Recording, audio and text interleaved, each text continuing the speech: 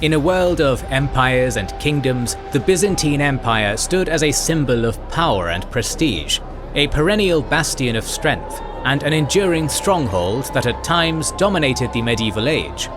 However, beneath the veneer of splendor that graced the Byzantine court lay a long history of intrigue and civil conflict. The empire spent more time at war with itself rather than the enemies that circled its borders, as rival factions and claimants tore at the empire's very fabric, only able to unite under its greatest rulers. So what were the causes that led to centuries of instability and unrest? And why did the Byzantines find themselves embroiled in so many destructive and costly civil wars? In this video, we will delve into the reasons why the Eastern Roman Empire of the Middle Ages was as habitually unstable as it was. This video was kindly sponsored by our YouTube members and patrons. Right now, the patrons and YouTube members are exclusively watching our First Punic War and Pacific War series, while the series on the history of Prussia and Italian unification wars, Risorgimento, have been concluded, and the series on the Russo-Japanese War and the Albigensian Crusade and Xenophon's Anabasis will be released next. You can join their ranks via the links in the description and pinned comment to get exclusive videos, early access to all public videos, see our schedule, get access to a special Discord server where we are very active, and much more. Thanks for supporting us, we couldn't be doing it without your help. The Byzantine Empire inherited a long-standing tradition of civil wars that dated back to the collapse of the Roman Republic. In this tumultuous period, commanders with enough loyal soldiers could seize the capital and impose their will upon the state. This trend persisted in the later Roman Empire, where powerful generals could claim the imperial title when the opportunity arose. One such example was the Year of the Four Emperors, which saw a large-scale civil war erupting in the aftermath of Nero's death, with numerous contenders vying for the throne. The Byzantines would inherit this same problem that would become deeply ingrained in the empire's political culture. The early Byzantine Empire initially struggled with internal difficulties from the new peoples who settled its lands. In 399 AD, Byzantium faced a rebellion from the Ostrogoths in Pyria under Tribigild, joined by Gainas and his Goths in 400. His rebellion would only be quelled after the Greco-Roman citizenry of Constantinople rebelled against Gainas' Gothic garrison, forcing him to flee to the Hellespont, where his force was crushed. This racial tension between the numerous peoples of the empire sparked conflicts across the nation, such as the Samaritan revolts and the Assyrian War, and was a key reason for some of its early instability. The Eastern Roman state, like its unified predecessor, also faced internal strife due to the meritocratic system of government it had developed. Unlike other monarchies of the time, the Byzantine realm didn't have any laws of succession, and though powerful emperors could launch dynasties, in Byzantine political theory, the emperor was chosen by God based upon their competence. This meant that the imperial purple could not be limited to those with royal blood. Instead, it was extended to all others, so if a general or courtier were able to rebel against the sitting emperor successfully, it would have been through God's favour, and thus he would have some legitimacy. However, this legitimacy was contingent on the usurper's ability to maintain support from key factions, including the military, clergy, and nobility, while also defending against other usurpers inspired by their success. Despite all this, the early Byzantine state remained relatively stable internally. The only reign that met instability was that of Zeno, who ruled without the support of the many factions, resented by many as a barbarian due to his Assyrian background. But despite plots and rebellions by Marcian and Ilus, his support base among the Assyrian soldiers allowed him to retain power. The reason for his early stability was the administrative structure of the early empire. The initial Byzantine state apparatus was a combination of the late Roman diocese system established by Diocletian and Constantine in the late 3rd century AD, and Justinian's innovations from the 6th century AD. However, in the years 535 and 536, Justinian's administrative reforms were formalized, essentially eliminating the antiquated diocese system hierarchy established in previous centuries and the strict military and civic divisions within the empire that had come with it. Instead, various provincial circumscriptions were directly governed by deputies of the emperor, such as the Stratilates, Stratigoi and Hamost, who were given extraordinary military and administrative powers. These changes were accompanied by the appointment of prestigious new title holders in an attempt to lessen corruption and simplify the emperor's direct handling of their domains.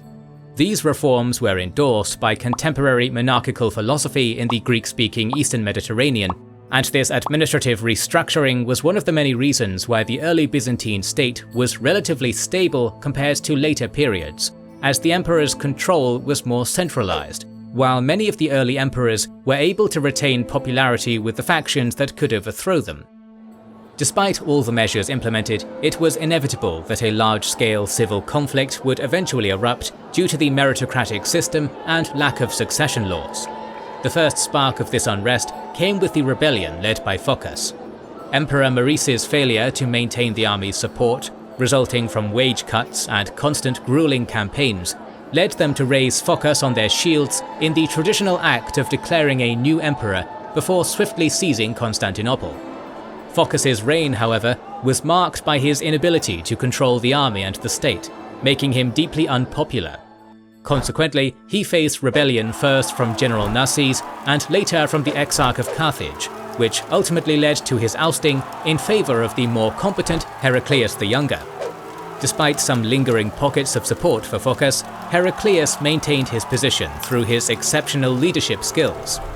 While Heraclius provided a temporary respite for the empire, the sweeping conquests of the natal Rashidun Caliphate posed a significant challenge, shaking confidence in imperial rule.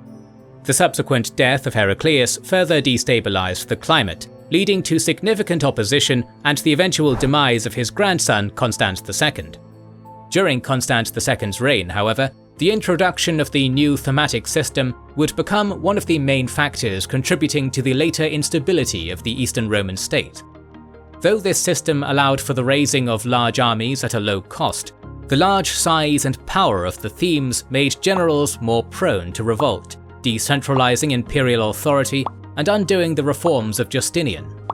The detrimental consequences of this decentralization became fully apparent during a subsequent period known as the 20 Years of Anarchy.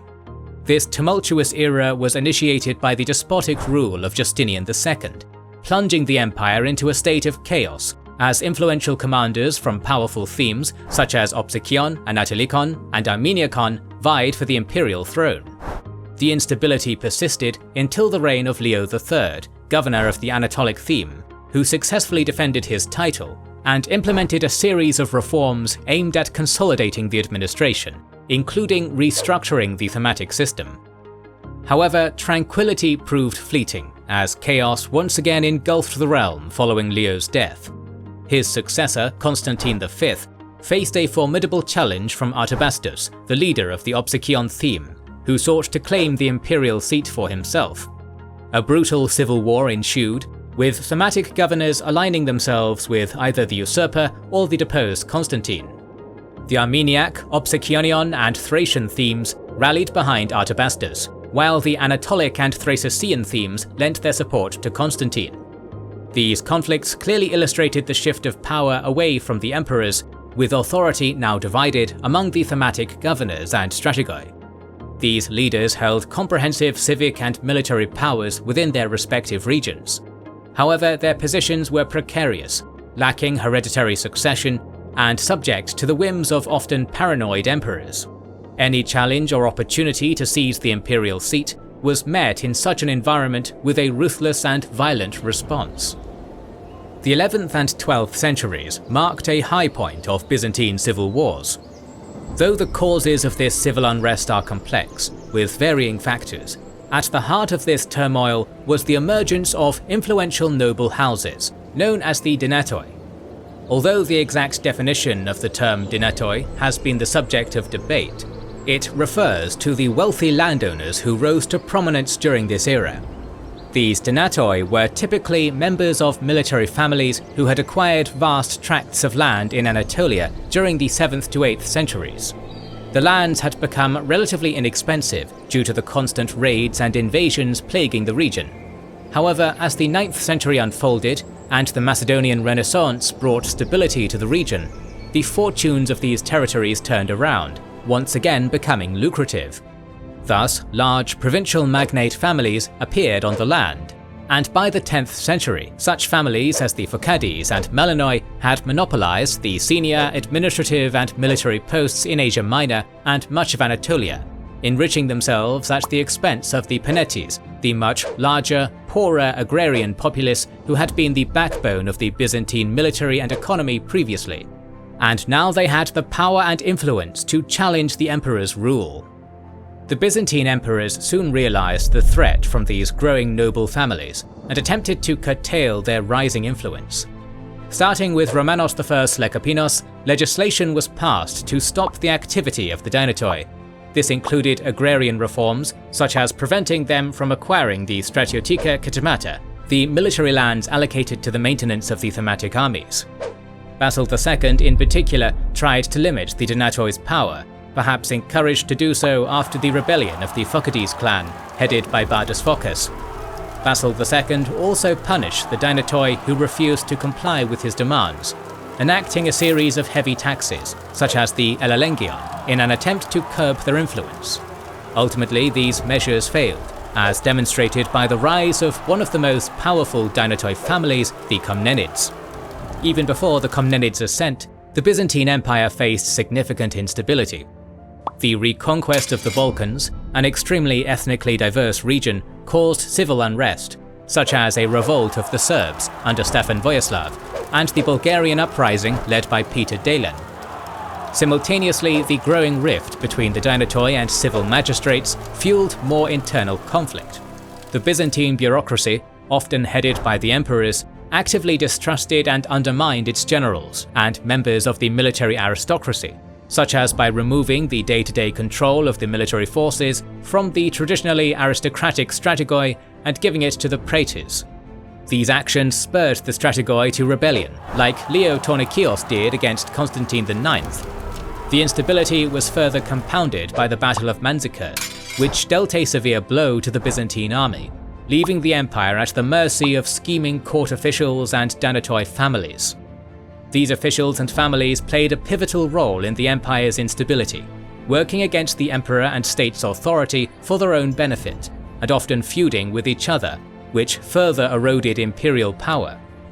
Rather than supporting capable emperors who could lead the empire, they lent their aid to weaker emperors who could be better controlled. This was demonstrated when Romanos IV Diogenes returned from Seljuk captivity, only to be betrayed by the Ducas family and forced to battle the puppet emperor Michael VII Ducas, a war he lost that weakened the state even more. By this point, the Byzantine Empire's central authority was extremely weak, and the divide between the military families and state officials became almost insurmountable. The increasing reliance on mercenaries, loyal only to coin, made rebellion even easier, while the mercenary dependency would see the rise of foreign mercenary lords on Byzantine land, such as Hervé Frankopoulos and Roussel de Bayeux. The incompetent Michael VII only exacerbated the situation, pushing his general Nikephoros III Botaniates to rebellion, a war he would ultimately win. This victory was followed by a series of continuous rebellions and usurpations by the empire's various generals. Confidence in central Byzantine authority had been destroyed, and the strategoi and Dynatoi, alienated by the courtiers in Constantinople, no longer felt any loyalty to the state.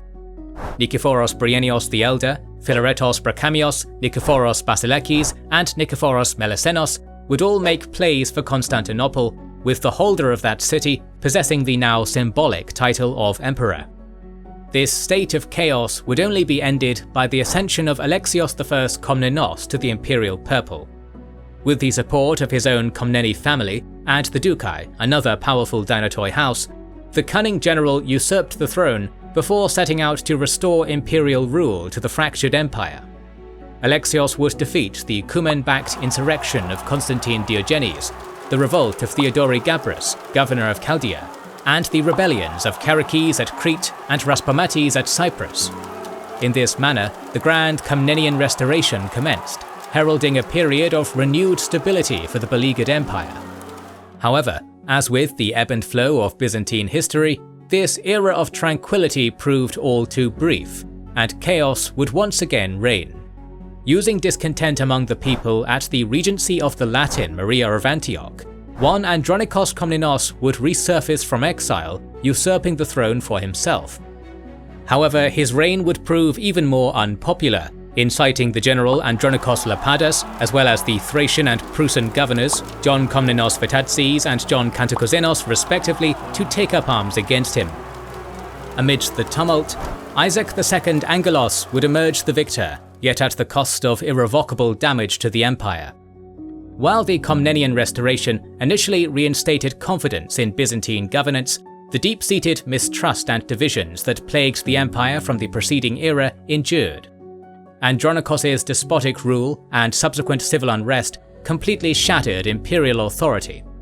As a result, Philadelphia, Tarsia, Laconia, the Peloponnese, and central Greece all broke away from the empire. The newly crowned emperor was ultimately overthrown and blinded by his elder brother Alexios III Angelos, while a series of revolts erupted in Macedonia.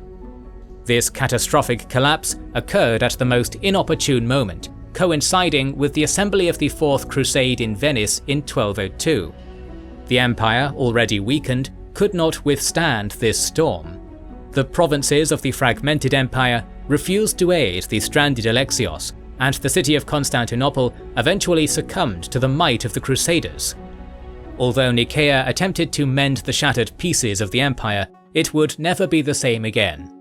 Internal tensions within the Palaiologos family, like the conflict between Andronikos II and his grandson Andronikos III, and the subsequent struggle involving the Kantakouzenos family and the Palaiologi, further destabilized the empire.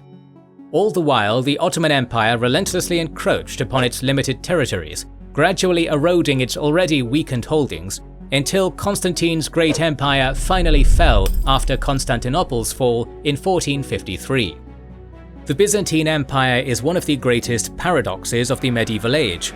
When united, as demonstrated by Basil and Alexios, it was a force to be feared, whose power seemed boundless. But ultimately, the Romans' empire, whether through scheming court officials, powerful thematic governors, or great dinotoi houses, never proved able to unite for long, instead descending into anarchy and civil unrest even while enemies eyed its territories. As the relentless bombardment from Mehmed's cannons shook the walls of Constantinople, Byzantine territories still remained in civil war.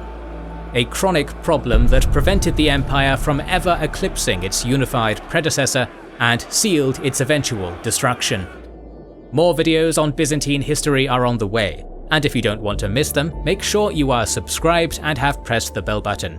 Please consider liking, subscribing, commenting and sharing, it helps immensely. Recently we have started releasing weekly Patreon and YouTube member exclusive content. Consider joining their ranks via the link in the description or button under the video to watch these weekly videos, learn about our schedule, get early access to our videos, access our private Discord, and much more. This is the Kings and Generals channel, and we will catch you on the next one.